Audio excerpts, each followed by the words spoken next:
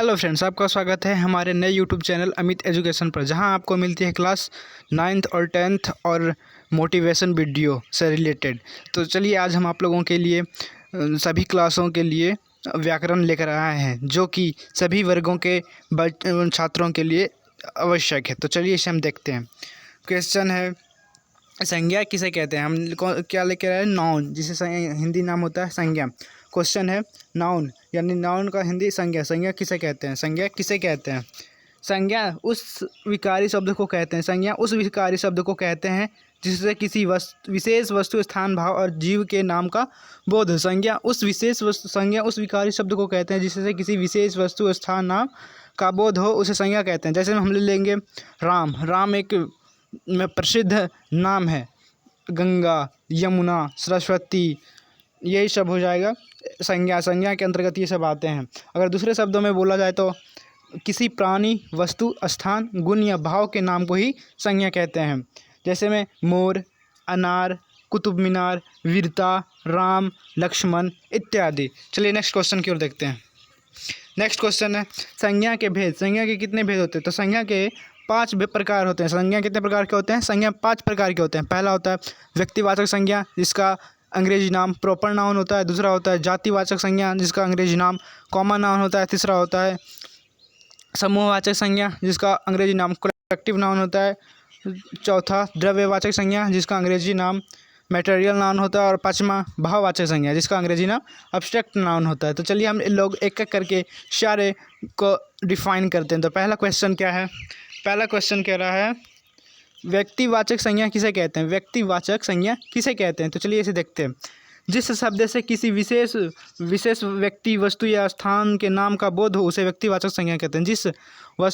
जिस शब्द से किसी विशेष व्यक्ति, वस्तु, स्थान, नाम का बोध हो, उसे व्यक्तिवाचक संज्ञा कहते हैं। जैसे हम ले लेंगे रवीना, कार, ताजमहल, उत्तर भारत इत्यादि। ये सब आते हैं व्यक्तिवाचक संज्ञा के अंतर्गत। अब नेक्स्ट क्वेश्चन है जातिवाचक संज्ञा। तो चलिए जातिवाचक संज्ञा का डिफाइन देखते हैं। जातिवाचक संज्ञा क्या कह रहा है? चलिए देखते हैं।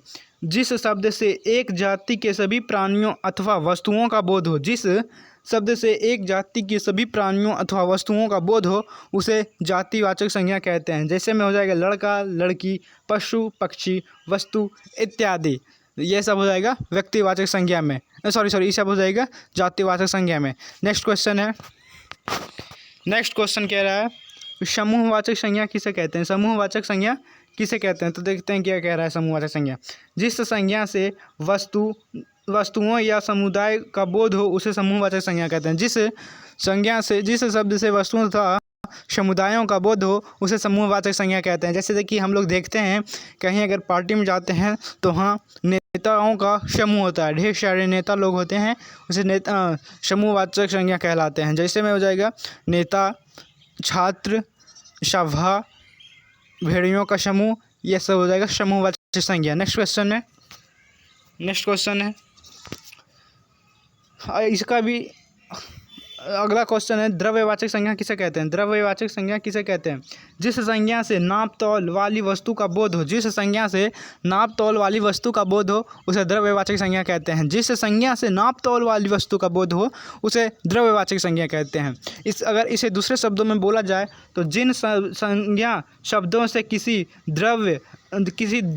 धातु, द्रव्य या पदार्थ का बोध हो, उन्हें द्रव्यवाचक संज्ञा कहते हैं। इसके जैसे में अगर देखा जाए तो क्या क्या आता है?